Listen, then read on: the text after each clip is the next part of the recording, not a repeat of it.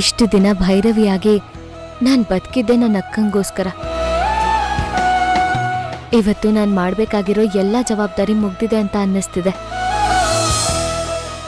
ಆದ್ರೂ ವಸುಂಧರ ಅತ್ತೆ ವಿಚಾರದಲ್ಲಿ ನೆಗ್ಲೆಕ್ಟ್ ಮಾಡೋದಕ್ಕಾಗಲ್ಲ.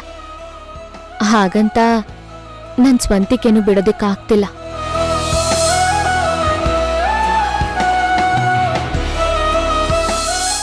ನಾನ್ ಭೈರವಿಯಾಗಿ ಬದುಕೋ ಒಂದೇ ಒಂದ್ ಕಾರಣಕ್ಕೆ ಇದೆಲ್ಲ ಬೇಕಾಗಿತ್ತು. ಆದ್ರೆ ಇನ್ಮೇಲೆ ಇದ್ರ ಅವಶ್ಯಕತೆ ನನಗಿಲ್ಲ. ಇಷ್ಟು ದಿನ ಸಿಂಧು ಅನ್ನೋ ಸತ್ಯನ ನೀನ್ ಅಳಿಸ್ಕೊಟ್ಟಿದ್ದಕ್ಕೆ ತುಂಬಾ ಥ್ಯಾಂಕ್ಸ್.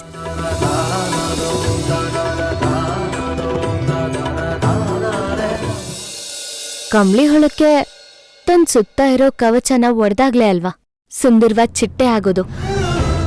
ನಿಜ ಹೇಳ್ಬೇಕು ಅಂದ್ರೆ ಇಷ್ಟು ದಿನ ಭೈರವಿ ಅನ್ನೋ ಕವಚದೊಳಗೆ ಉಸಿರುಗಟ್ಟಿದ್ ಸಿಂಧು ಇವತ್ತು ಚಿಟ್ಟೆ ಆಗಿ ಹೊರಗ್ ಬರ್ತಿದ್ದಾಳೆ. ನನ್ನ ರೆಕ್ಕೆಗಳಿಗೆ ವಿರಾಟ್ ಪ್ರೀತಿ ಬಣ್ಣ ಹಚ್ಚಿದೆ. ಇನ್ನು ನಾನು ನನ್ನ ಲೋಕಕ್ಕೆ ಹಾರೋದಷ್ಟೇ ಬಾಕಿ.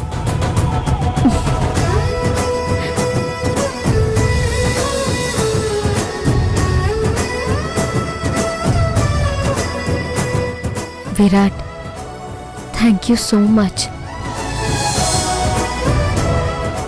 ಬಹುಶಃ ನಾನು ಯಾವತ್ತೂ ಹುಡುಗಿ ಅಂತ ಅನ್ಕೊಂಡೇ ಇರಲಿಲ್ಲ.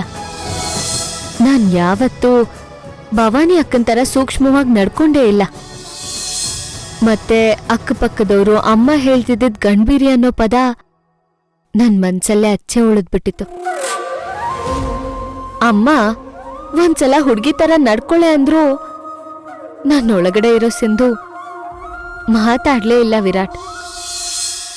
ಆದ್ರೆ ಈಗ ನನ್ನಲ್ಲಿರೋ ಸಿಂಧು ಬದುಕ್ತಿದ್ದಾಳೆ.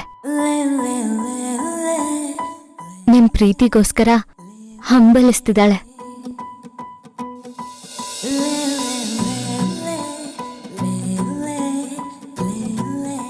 ನಿಮ್ ಜೊತೆ ಹೊಸ ಜೀವನ ಕಟ್ಕೊಳ್ಳೋದಕ್ಕೆ ಕಾತುರದಿಂದ ಕಾಯ್ತಿದ್ದಾಳೆ. ಇವತ್ತಿಂದ ಈ ಭೈರವಿ ಅನ್ನೋ ವೇಷನ ಕಳ್ಚಿಟ್ಟು ಸಿಂಧು ಆಗಿ ನಿಮ್ ಮುಂದೆ ಬರ್ತೀನಿ. ನನ್ನ ಪ್ರತಿ ಕ್ಷಣನೂ ನಿಮ್ಮ ಜೊತೆ ಸಂಭ್ರಮಿಸಕ್ಕೆ ತಯಾರಾಗಿದ್ದೀನಿ ವಿರಾಟ್. ಈಗ ನನ್ನಲ್ಲಿ ಭೈರವಿ ಅನ್ನೋ ಸಮಾನಸ್ಥೆನೂ ಇದ್ದಾಳೆ, ಸಿಂಧು ಅನ್ನೋ ಪ್ರೇಮಿನೂ ಇದ್ದಾಳೆ. I love you so much, Virat.